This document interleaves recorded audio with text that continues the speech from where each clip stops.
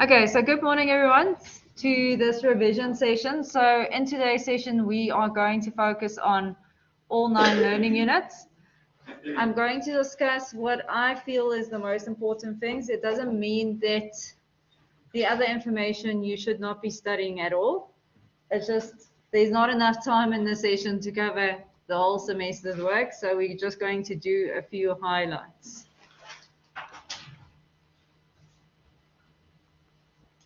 That's our last session before the exam. Yes, you are writing on Monday. Okay, so the first learning unit we are going to start with is learning unit 1, your introduction to business, bookkeeping and accounting. This is your very theoretical learning unit. So this is where you basically have to study the theory. Where you would see this type of theory in your exam is normally in multiple choice type questions. So the things I want you to focus on is one of the key concepts that they explain there that is applicable for learning unit 1 up to learning unit 9 is your double entry accounting system to remember that your debits must always equal your credits. So that means whatever you put on the debit side of your general ledger needs to equal what's on the credit side. And that is a very key important concept that you guys need to remember. And then just to remind you who created it, it was Luca Pacioli. They like to, in multiple choice, sometimes ask this. So just be aware who created the double entry system in accounting.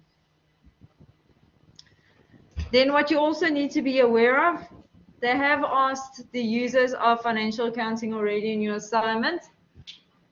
If they do ask it again, it will probably be part of your multiple choice, but they can also ask it as a theory question. So just make sure that you know the different users as well as their use. Now the main users is your investors, your employees and labor brokers, your lenders, suppliers and trade creditors, your customers, your government agencies and their agencies, and then the public and management. So in your assignment, you could have discussed any of them.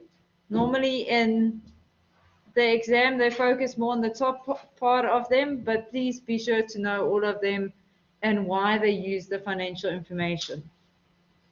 Okay, just one of the things when I was marking the assignments, a lot of you, for investors, you said either owners.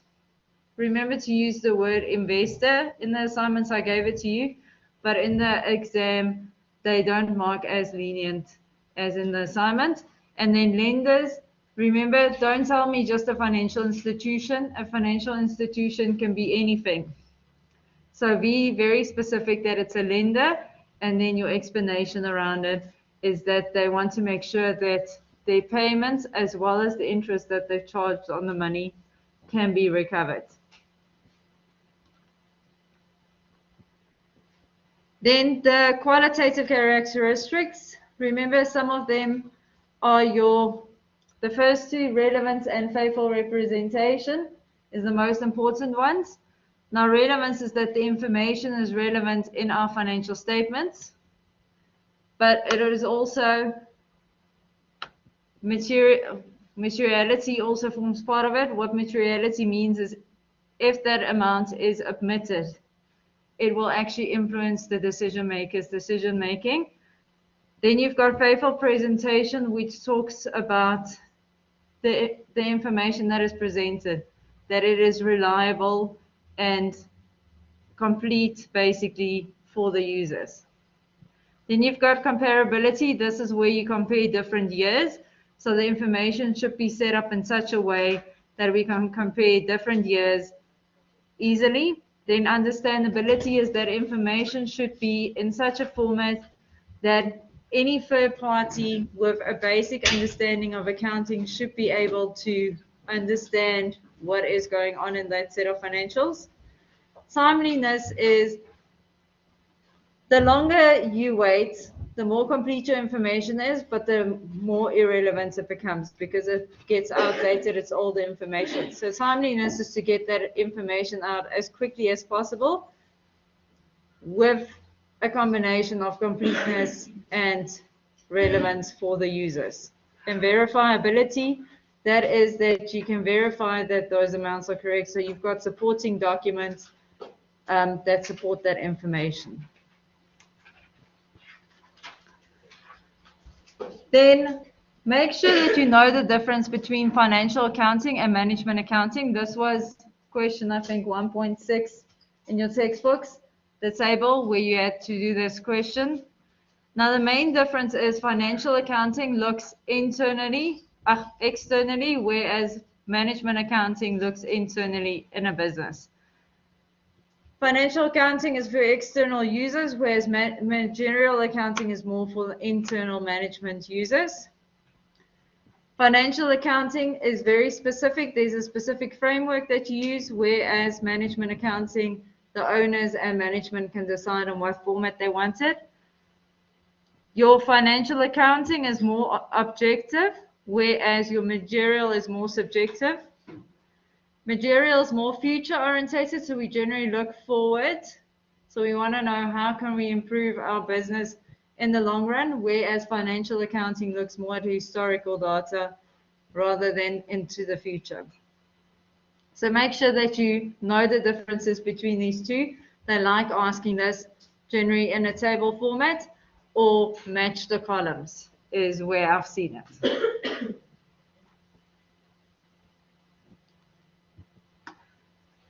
Then in your assignment, they asked you about the essential functions. Just revise it. I don't think they'll ask it again, but you never know. So just make sure that you are aware of the 4 managerial functions and what each one entails. Okay, something like this will probably not be more than 4 or 5 marks in the exam. So it would generally be asking you to explain one of the functions and explain what it is, for example. Then remember the accounting cycle. You don't need to know the accounting cycle. You just need to be aware how it works because this impacts your other learning units. So you need to know that you start with your transactions, which is the daily transactions. This is where your source documents come into play. So make sure when you get to learning unit 3 that you know the source documents, whether it's a duplicate or original, what source document we use for what type of journal entry. Then once we've got the source documents, we journalize them, we put them in the journals. We've got 8 journals. Now the main 7 where these source documents are in play is your cash journals, your credit journals, and your general journals, which we'll still discuss. Then once you've got it journalized, then the totals are taken from those journals and taken to your general ledger. And then that general ledger is then summarized as a trial balance, which is a statement of accounts. Okay, and that happens in a 12-month period. This accounting cycle normally happens every month. So just be aware of what is an accounting cycle and what areas of information you require to process this information. Then for learning unit 2, okay, before I move on to learning unit 2. Does it include the bookkeeping cycle? Okay, just going back. So bookkeeping and accounting cycle is similar. So the question was whether the bookkeeping cycle is included in here. So yes, it is included. The bookkeeping is generally up to your journalizing, whereas your accounting cycle would then normally be your trial balance, financial statements onwards. Okay. Any other questions on learning unit 1?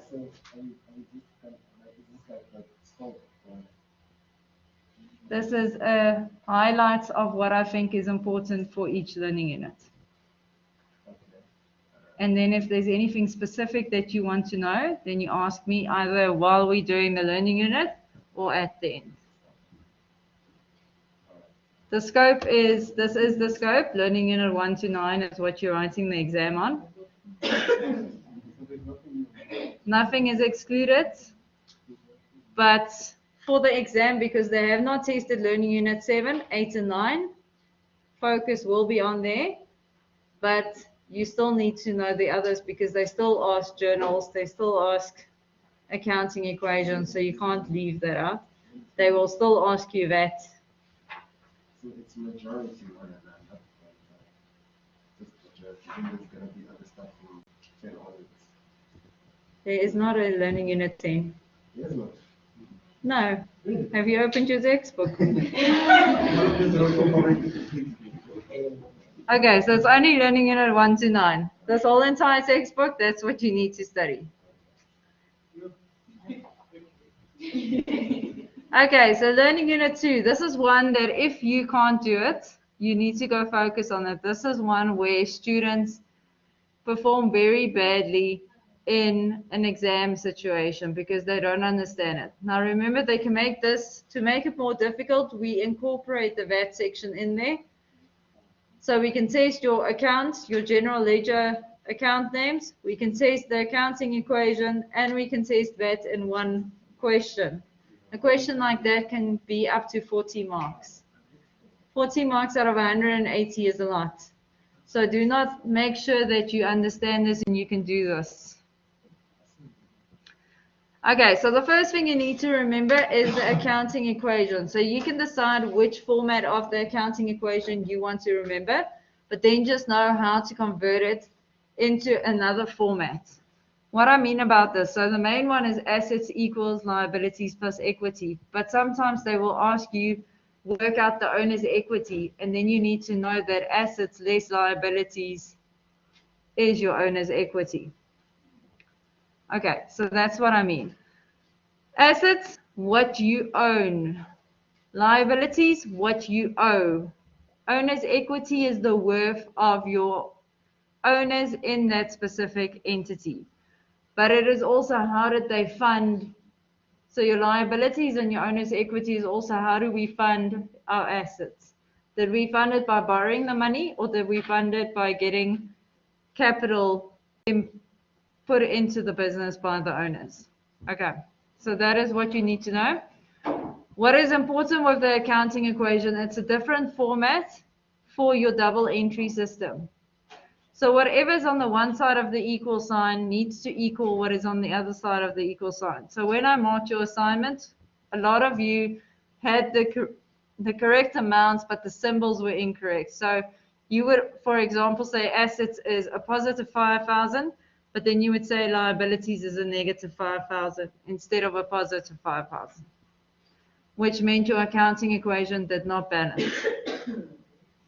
As soon as they put VAT into the scenario, your VAT and the VAT exclusive amount together should equal the asset amount, the inclusive amount. Okay, so just make sure that when you look at the accounting equation, everything adds up to the same totals and the symbols at the end is the same. Okay. Then you need to know all the different elements included in this accounting equation. So we've got the assets, your liabilities, and your owner's equity. But you also need to know what income and expenses is. So what they can do is they can ask you the definition of these, or they can give you a table and you need to go identify a specific general ledger account name, similar to what they've given to you in your assignment, and then go identify what category it belongs under. Okay, so assets, anything that you own and that you use in your business. Liabilities, anything you owe. Owner's equity is normally capital, it's drawings, and then your net profit would normally sit under owner's equity. But because of the fact that we've got expenses and income, the net profit is split into those two categories.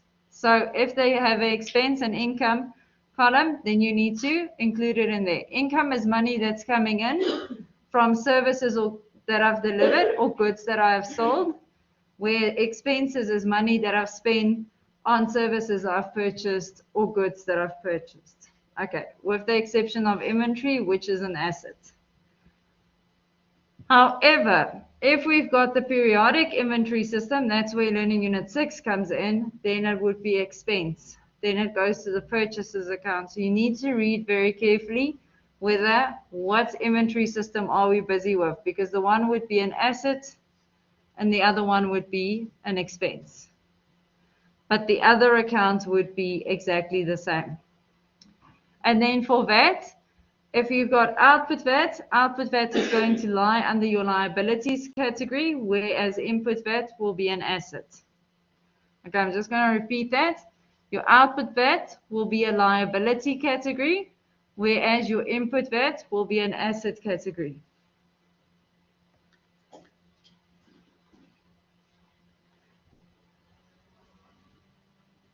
Okay, so when you do your general ledger account, your entry will be on either the debit or the credit side. It won't be on both.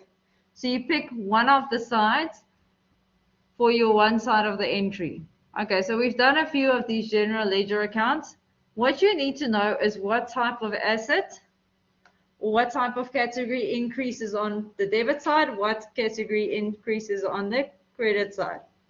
So assets always increase on your debit side. Expenses increase on your debit side.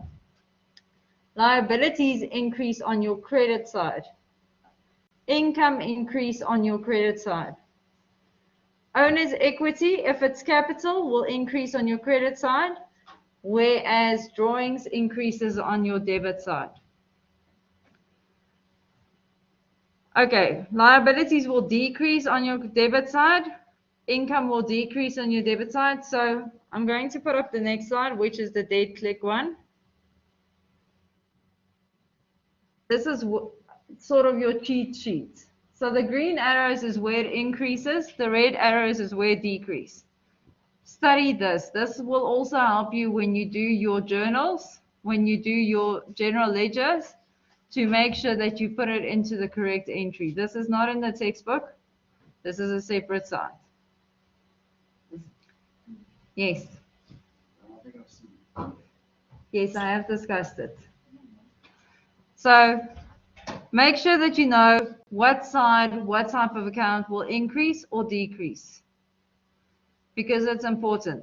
This is especially important when you do the accounting equation where you don't have a debit or credit side, to know, am I increasing it? Am I decreasing it? And then how they can make your accounting equation more difficult is they can ask you to say what accounts are being debited, what account will be credited. And a lot of students lose the mark. So they got the correct account, but they don't know what is a debit and what is a credit. So make sure that you understand this specific slide. Okay, and if you have a debit, you need to have an equivalent credit, otherwise your accounting equation or your double entry system will not balance. So that is important to remember. Okay, then another thing to remember, one of the basic rules of accounting, especially if you've got a sole proprietorship, we only account for the owner's equity in that business, not his private equity.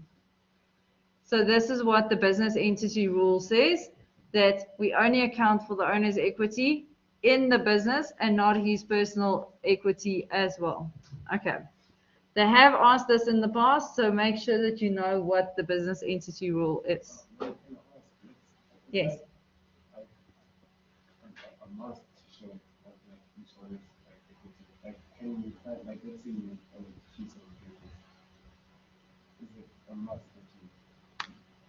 Okay, so the question is whether it's a must to show the owner's equity. If I don't show the owner's equity, my accounting equation won't balance because it's one of the components in the accounting equation. So if you don't show it and you don't show the equity only in the business, it won't balance. Okay, and the reason we only show the amount in the business is because as soon as you start putting your personal stuff in there, you are mixing your personal and your business life, and then it's very difficult to know what is pure business profits and what is your own profits. Okay, so that is the basic accounting rule. Okay, when we compare the two inventory systems, you remember I said there's a periodic inventory system, there's a perpetual inventory system. Make sure that you know the difference. The perpetual inventory system always goes to your asset account, your inventory account, whereas the periodic one goes to your purchases account, which is an expense account. Okay, so if we look at return purchases, you would debit the purchases under periodic, you would debit the inventory under perpetual. So the way you do it is exactly the same for any purchase. It's just the account that it goes to differs. When I sell the inventory, so now I'm disposing of it. Under the periodic one, you will only show the sale transaction. Whereas under the perpetual, you show the sales transaction as well as the cost of sales transaction, which means I'm taking the amount out of my inventory system and putting it into my cost of sales to show the profit on that date of the item that I've sold. Okay, so this is what this means. So you debit the cost of goods sold and you credit the inventory, but they say for the cost of goods, you don't have an entry here. You only do the sales entry for those two. Then at the end of the year, what you have to do is you do a physical inventory count for your periodic inventory system, and then you go work out the cost of sales, similar to what you saw in your test. We had to go work out the cost of sales based on the periodic inventory system. Now, how do we work it out?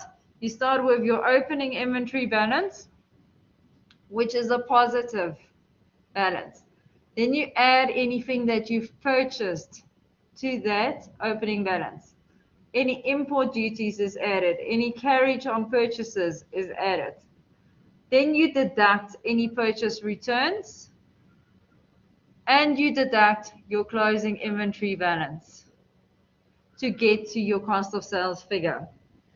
Whereas under the perpetual, there's no determination of the cost of goods sold necessary because we do it every time we sell the inventory. So we've already accounted for it on the date of sale, so we don't have to do it at year end as we do the periodic one. Okay, so that's the main difference. Okay, any questions on Learning Unit 2 before we move on to Learning Unit 3?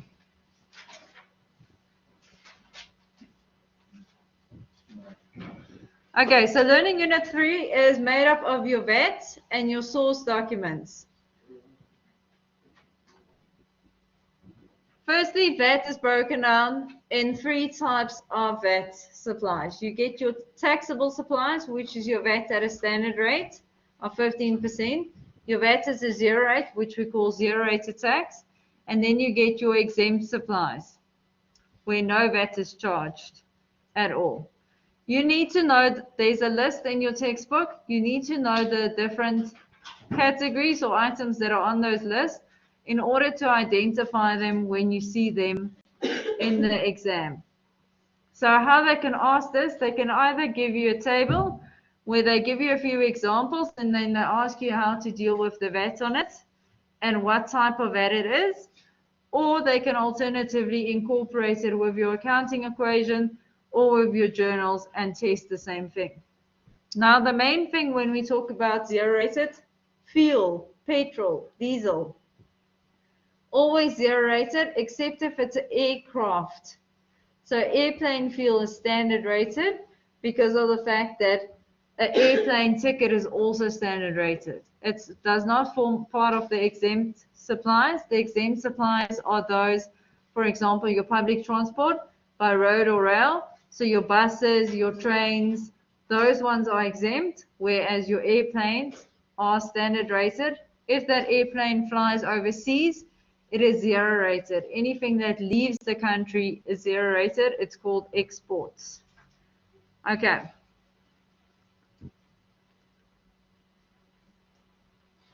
Then with exempt, when it's fully exempt, there is no VAT applicable. So the seller is exempt from adding VAT on the goods and services.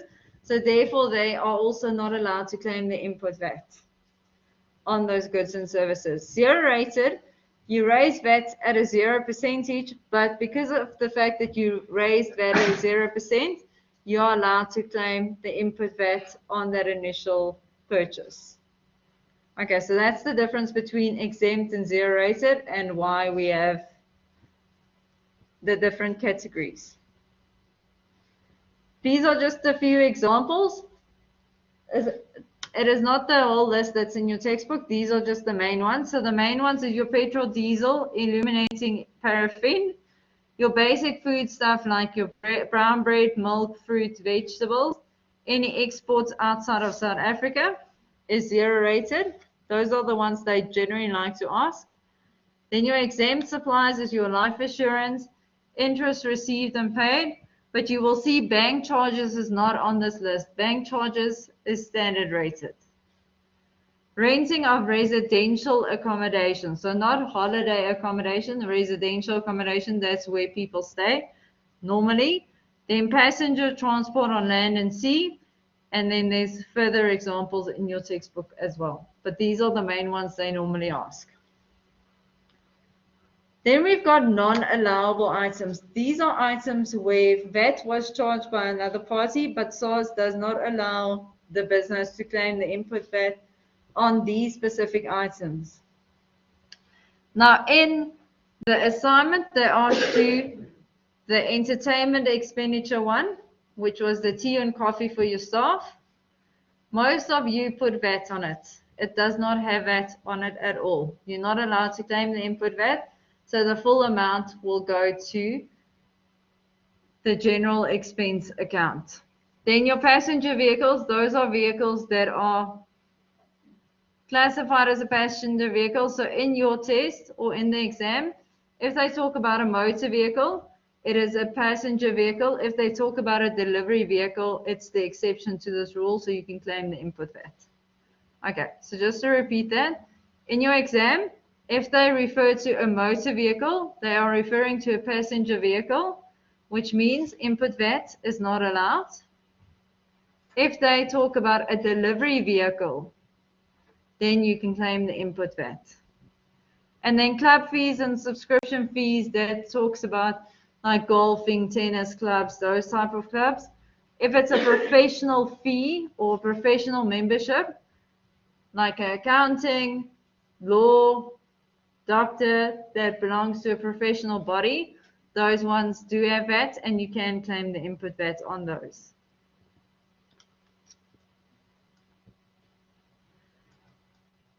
Okay, so let's quickly talk about just VAT. So you get 3 types of VAT amounts. So in your test, they actually asked you this. They gave you an amount, either it was VAT inclusive, VAT exclusive, or it was the VAT amount. Now, if we talk about VAT inclusive amount, it's always 115%. These slides are on VC Learn, so you don't have to take photos if for today, you can just listen and make notes.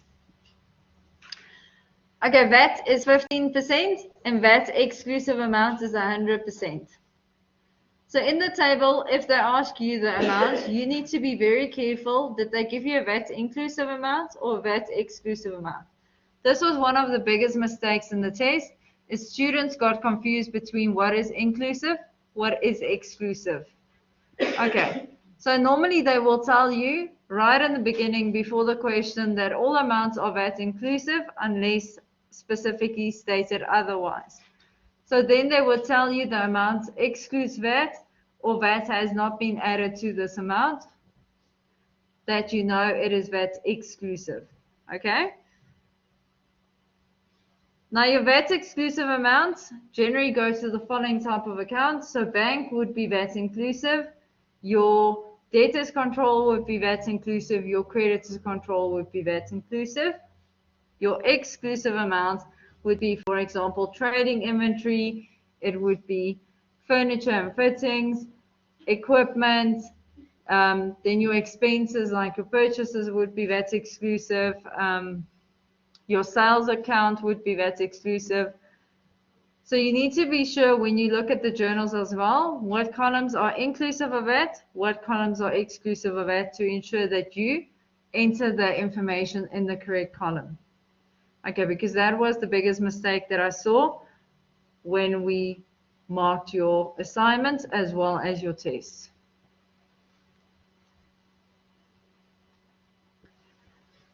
If they ask you to work out what is the VAT payable or refundable, this is how you work it out. You have your output VAT, which we said is a liability, less your input VAT, which is an asset. If my output VAT is greater than my input VAT, then it will be a liability net amount. So it will be VAT payable. If it is more input VAT than output VAT, then it will be a refund. So it would be the net VAT due or refund due by source. Okay. They do sometimes ask this, so please be aware of this information.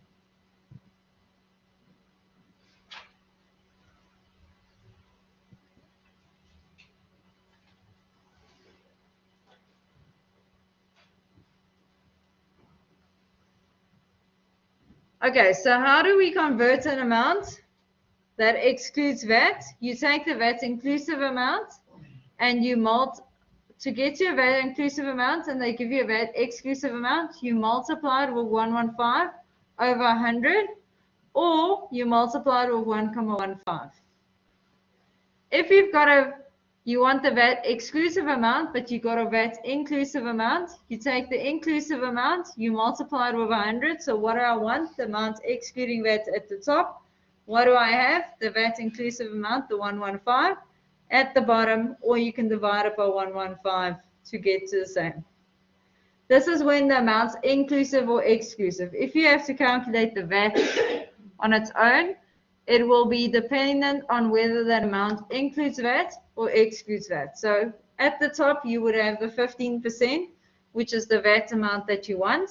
And at the bottom, you show me either 100 if it is VAT exclusive, 115 if it's VAT inclusive.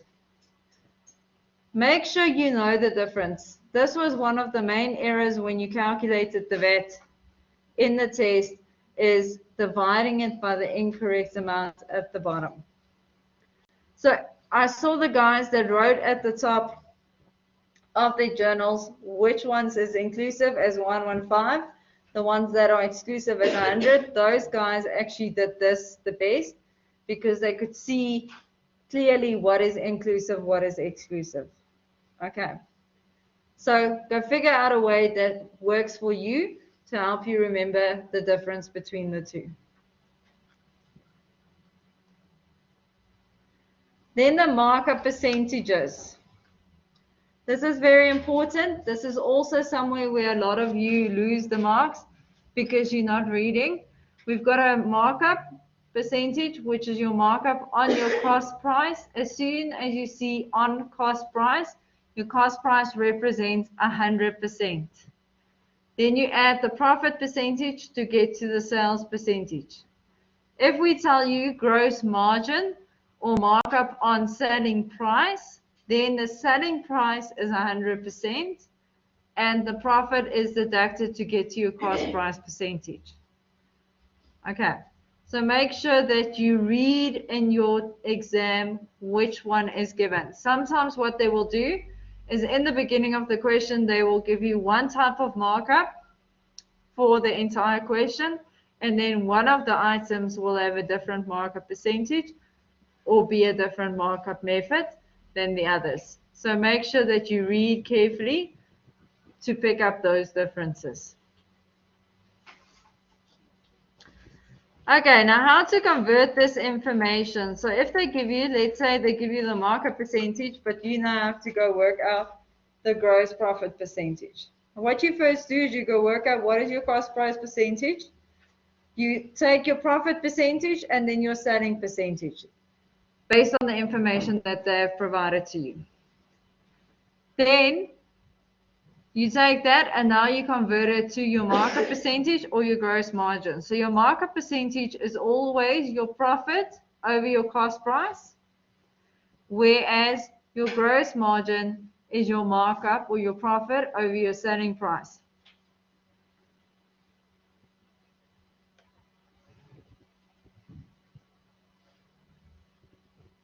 Let's quickly.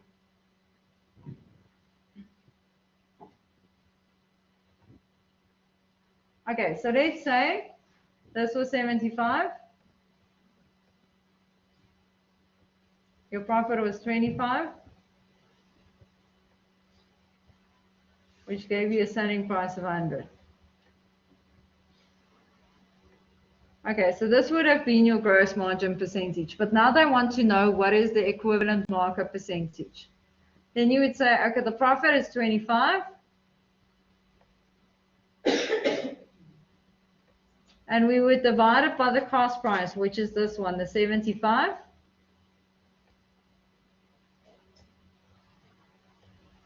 To get to the equivalent markup percentage. Who's got a calculator? Who can just quickly tell me what's 25 divided by 75?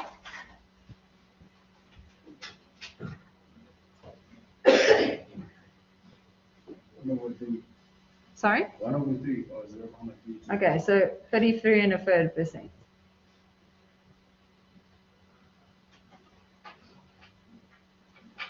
So what you can see here is on the gross margin or this markup on selling price, it was 25%.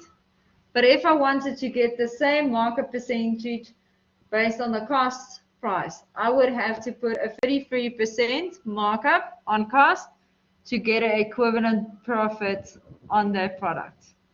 Okay, so this is how this works. So you start with the information they've given to you, and then depending on whether they've given you the gross margin or the markup percentage initially, you then go work out the opposite one based on that information as shown. Okay, does that make sense? Do you have any questions on this one? They have asked it in the past, and students struggled with this.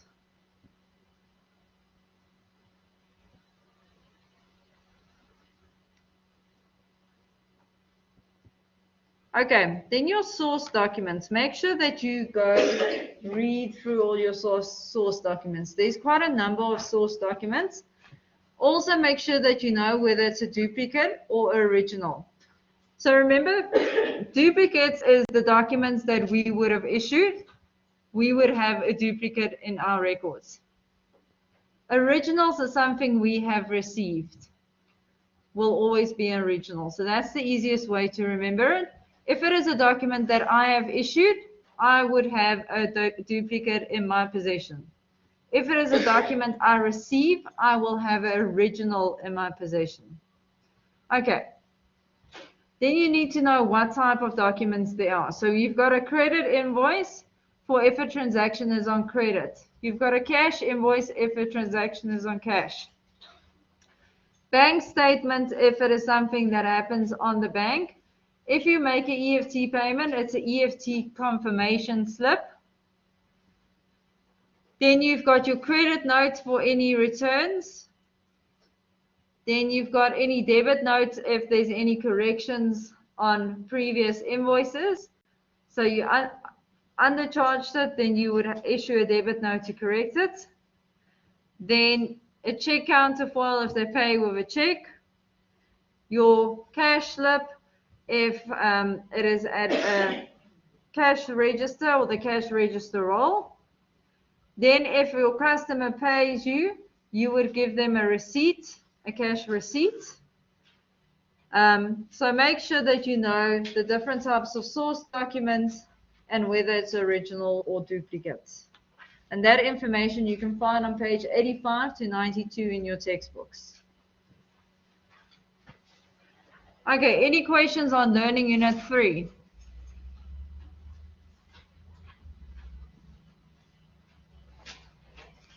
Okay, then Learning Unit 4 and 5, recording of your cash and credit and sundry transactions. Okay, so I'm going to combine these two learning units together. The principles are relatively the same. It's just the document numbers would change and some of the account names. How you deal with the VAT will be exactly the same as well, and how you deal with the totals. Okay, so let's just quickly look at the basics. So you start with the transaction. I've got the transaction document. I've processed it into the journal. And then once I've processed it in the journal, the totals is taken to your general ledger account. And those general ledger accounts is then summarized on your trial balance.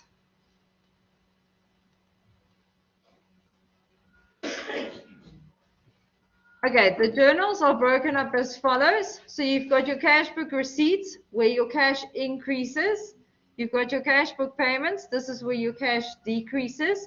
Then you've got your petty cash. This is where you document all your petty cash payments. So your bank will your petty cash would decrease your bank normally. or your petty cash will decrease. Credit sales is in your DJ, that will increase your sales and increase your debtors as well. Credit returns and rebates, your DAJ, that would decrease your debtors control and decrease your sales. Then credit purchases, your CJ, that will increase your purchases and your creditors control. Or if it is a perpetual inventory system, it will increase your inventory account. Credit returns or rebates on returns, your CAJ, that would decrease your creditors control, and then your inventory if you returned it, or purchases if it's periodic. And then if it's any other type of transaction, it would fall under your general journal. Okay, so the first three is your cash journals, which is Learning Unit 4. Learning Unit 5 is the next four journals, and then the last one is your general journals, is also your subsidiary journals. What they would potentially ask, they've already asked you your debtors and your creditors journal in your test. So the likelihood that they are going to ask you either cash book receipt, cash book payments is good. They can also ask you a general journal. We can test all of the other journals by testing a general journal, and this is the one that students do the worst in. So make sure you know how to do a general journal. Students really struggle with it, and this is where they lose a lot of marks. So if you can do it well, this is where you can make up marks if it is asked. But make sure you know all of these journals and how to capture the transactions on there. This is just a summary of the different journals and what source documents you can get in there, so that you can study then when you're at home. This is just to help you summarize all of the information in one table. Okay, just one thing to remember. Any receipts from your debtors and payments to your creditors, that is in your cash journals. It does not end up in your credit journals. So it's either cash book receipts or cash book payments.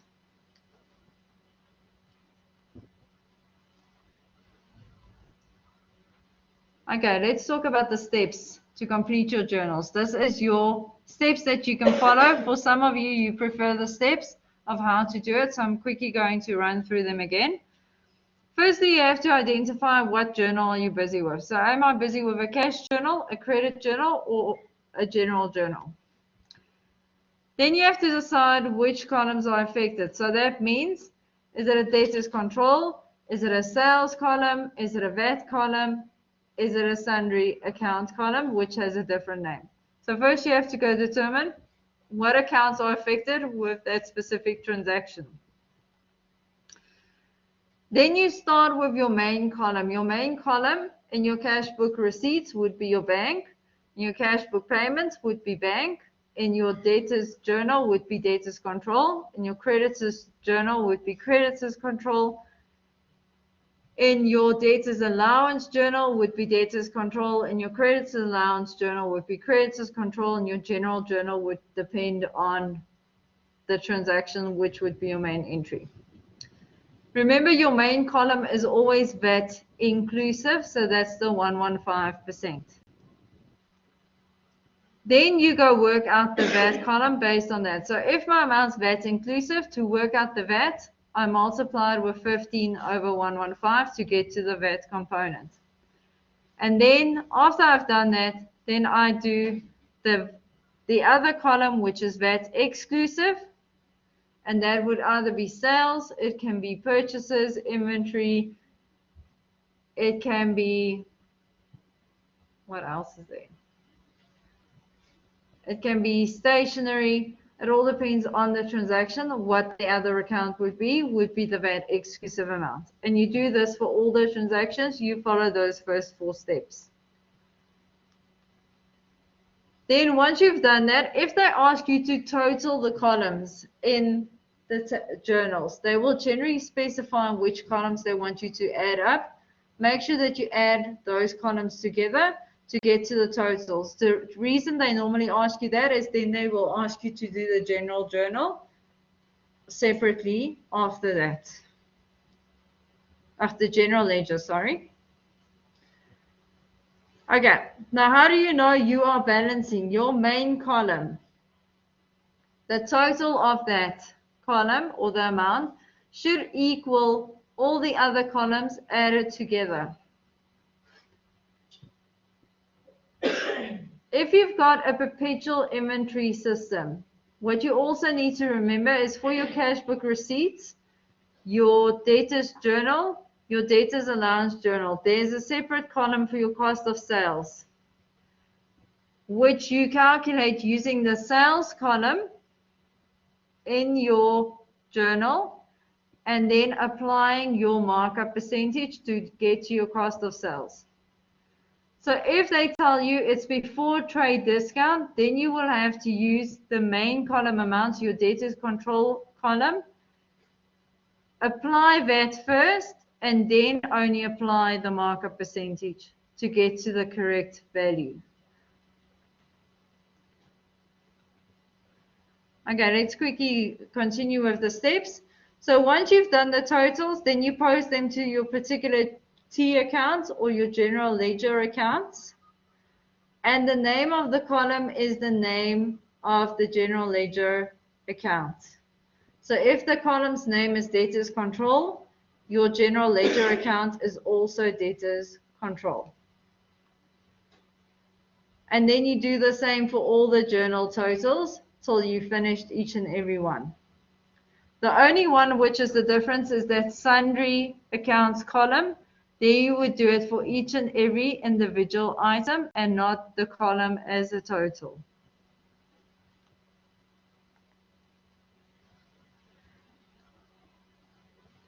Okay, and then once we've totaled all the general ledger accounts, then those balances get transferred to your trial balance to draw up your trial balance list. Okay. So this is just a quick example of your structure of your cash book receipt. Remember that you've got an analysis of receipts column. We only enter the amounts in here if it is a cash sale that went through your cash register. Your bank column will generally be the same, except if we deposit the amounts on different dates. Then a combination of these could be an amount like this. So these 2 days, for example, added up to that amount here. So 2 days worth of cash that was received in the till actually got deposited on a next day, where there is no amount in your analysis of receipts. Then what that means is that it was a direct deposit into your bank account, and that means for your bank account you do not have an analysis of receipts amount, so that should be a 0. So indicated as a 0, they actually marked it, you got marks for it. In the assignment I gave you the mark if you left it blank because that's how I showed it in class, but on the memo they actually gave a mark for a 0. Okay, so just make sure in the exam that you make it a 0 if there is nothing going through the analysis of receipt column. So we should actually write it down. Yes, or you can make a line that also indicates it's a 0. Okay. Okay, this is just a summary on the general ledger and what amount is debited and credited for the journals, just so that you have this information when you transfer it to the general ledger account to help you put it on the correct side of the general ledger. Okay, this is just a T account example. What I want you to see is just debit is on the left hand side, credit is on the right hand side. The account name is here at the top. The name you have here in the descriptions or the detail would be the other account name, where that information came from or where you took it to, would be that name here on the left hand side. Your folio number here would be what journal you processed that information from, and then the amount would be the amount as per the journal, the total. Okay.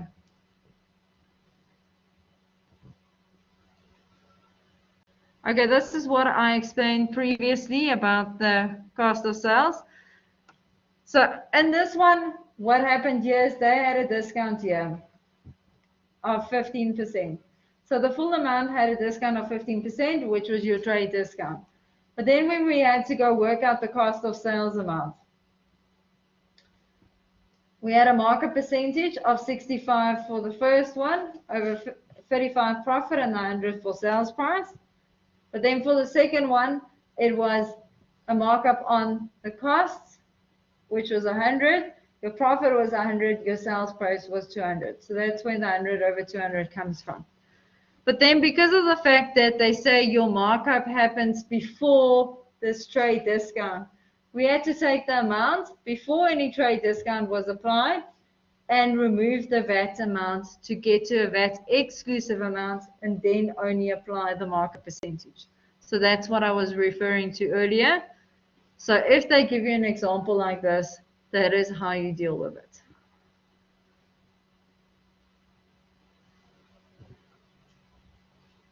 Okay, any questions on that specific transaction?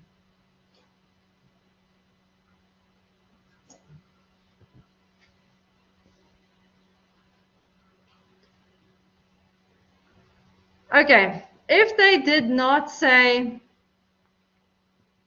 this was the return, so if you return the goods subsequently after trade discount was applied, how you have to apply it first is you first have to convert it back to the amount before trade discount was applied to get to the correct cost of sales amount.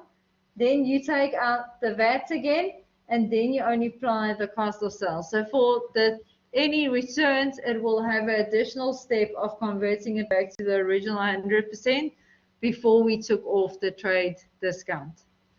Okay.